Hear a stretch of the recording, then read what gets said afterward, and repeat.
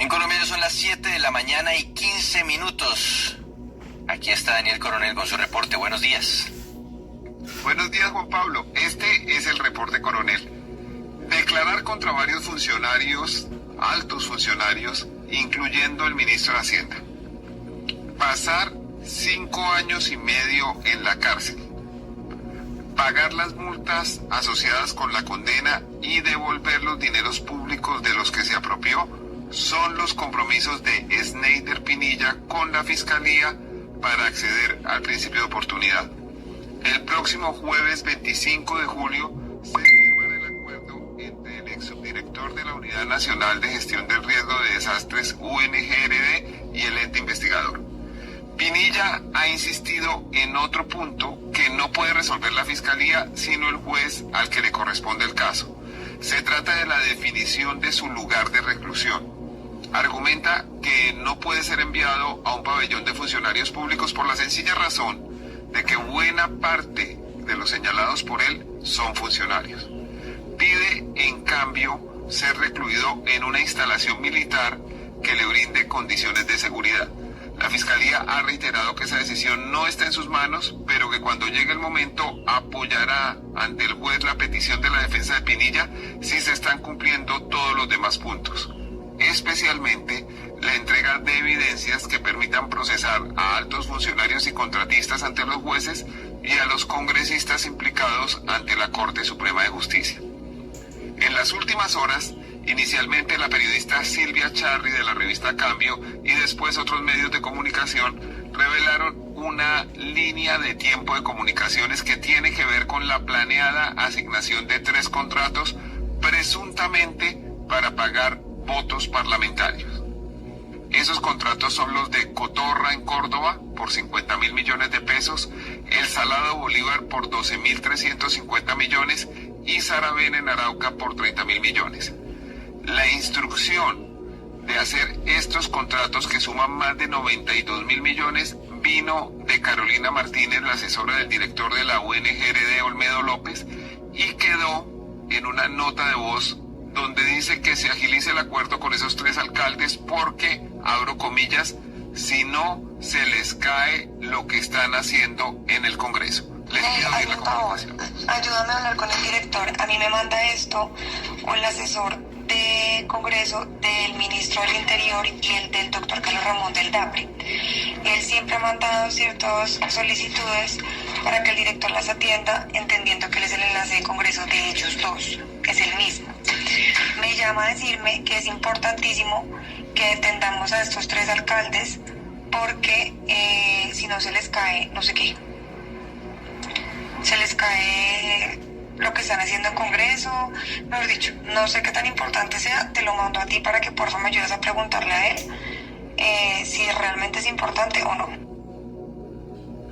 Se les cae lo que están haciendo en el Congreso. La grabación por sí sola no significa tanto. Es la versión de oídas de una funcionaria que menciona al entonces ministro del Interior, Luis Fernando Velasco, y al entonces director del Departamento Administrativo de la Presidencia, Carlos Ramón González. Lo verdaderamente grave es la línea de tiempo que conduce estos hechos y cómo se va desenvolviendo.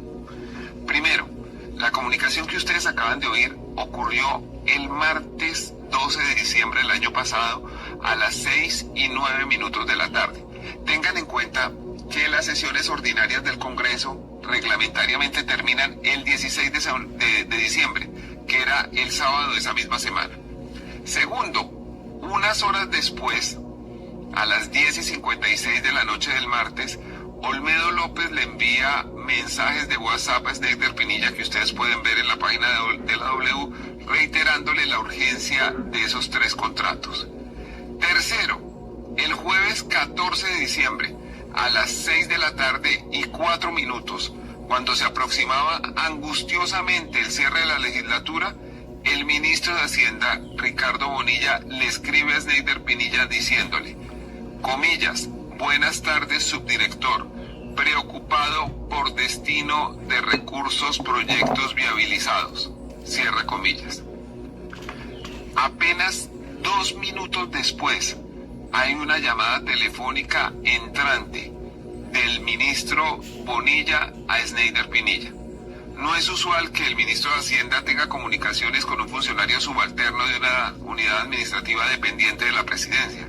Schneider no era siquiera el segundo de la UNGRD, pero es de por sí muy revelador que un funcionario relativamente menor reciba llamadas del jefe de la cartera de finanzas del país. Verifiqué si ese era realmente el número del ministro Bonilla y es. Además, la imagen que aparece en los WhatsApp también es la que hoy sigue usando el ministro. El quinto elemento de esta cronología se da al día siguiente, el 15 de diciembre a las 11 de la mañana y 2 minutos, cuando Pinilla envía un mensaje de WhatsApp al ministro de Hacienda.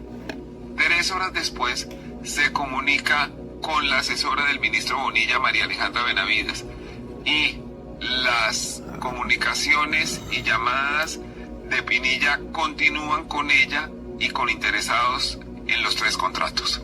Es decir, la llamada del ministro articula estas 2 partes y pone a Schneider Pinilla en comunicación con su asesora, que después le entrega mensajes del ministro hablándole de la importancia de estos 3 contratos. Ante esto, le pedí al señor ministro de Hacienda, Ricardo Bonilla, sostener una conversación off the record para conocer su versión sobre la coincidencia temporal de estas comunicaciones. El ministro amablemente me respondió, por cierto, desde el mismo número que aparece en las comunicaciones con Pinilla. Me dijo que por ahora no es posible, pero que con gusto hablará conmigo solo cuando sus abogados revisen los testimonios y las pruebas. Esta última palabra, pruebas, la puso entre comillas. Esto cada día se complica. Los ministros Sabas Pretel de la Vega y Diego Palacio fueron a la cárcel por hechos similares. Después de muchas pausas, idas y venidas, fueron condenados por el delito de cohecho por haber ofrecido y entregado dádivas a congresistas para favorecer la aprobación de la reforma constitucional que permitió la reelección del entonces presidente Álvaro Uribe. El caso se parece. Se trata ni más ni menos que del ofrecimiento de contratos de obras públicas para garantizar la aprobación de proyectos de interés del gobierno. La apertura de una investigación preliminar al ministro de Hacienda por parte de la Fiscalía presagia lo que puede venir. Este fue el reporte coronel de hoy. Acusaciones contra congresistas, contra ministros que tendrán que ser verificadas por las autoridades. Este escándalo de corrupción, vale la pena recordarlo, pues se destapó por cuenta de una nota periodística que hizo en estos micrófonos nuestra colega Paula Bolívar y que tenía que ver con unos carrotanques comprados por esta unidad para llevar agua al departamento de La Guajira. Estamos viendo a esta hora en nuestro YouTube Live, es del 22 de septiembre del año 2023, un mes antes de las elecciones regionales. Esta resolución que autoriza la entrega de reservas del Tesoro Nacional a gestión del riesgo es, Lucas, por 700.000 millones de pesos. Ahí la estamos observando, mira, ahí aparece que justamente el total son 700.000 millones de pesos, diciembre del 2023. También por la suma de 700.000 millones de pesos. Esto, Lucas, estas 2 resoluciones nos totalizan lo que usted mencionaba, 1,4 billones de pesos del Tesoro Nacional. Esto no tiene nada que ver con el presupuesto que ya tenía gestión del riesgo. Entonces, retomando, usted encontró en Guajira como a Santander. Entonces, en La Guajira ya hemos acá mencionado pues el poder que ha ejercido el Partido Conservador en cabeza de un clan político, en cabeza del senador Carlos Andrés Trujillo, Jaime Luis Lacutir, los exalcaldes, todos han logrado mantenerse allí en el poder en las diferentes alcaldías de este departamento. Y por otro lado, Mauricio, tenemos en el departamento de Santander un ejemplo claro, es de Jonaviud y todos esos recursos que se entregaron desde la Unidad Nacional de Gestión del Riesgo. Y que se han ido a los municipios no solamente de Girón, sino también de Oiva, se habla también de otro municipio, Guapotá, que fueron donde los propios alcaldes agradecieron la gestión que se hizo ante la Unidad Nacional de Gestión del Riesgo para que se desembolsaran esos recursos o por lo menos tuvieran recursos en todos estos años para hacer esas obras. Pero lo que no se justifica y nunca se ha justificado es la declaratoria de emergencia para llevar a cabo estas obras. Pero hay que decir que hasta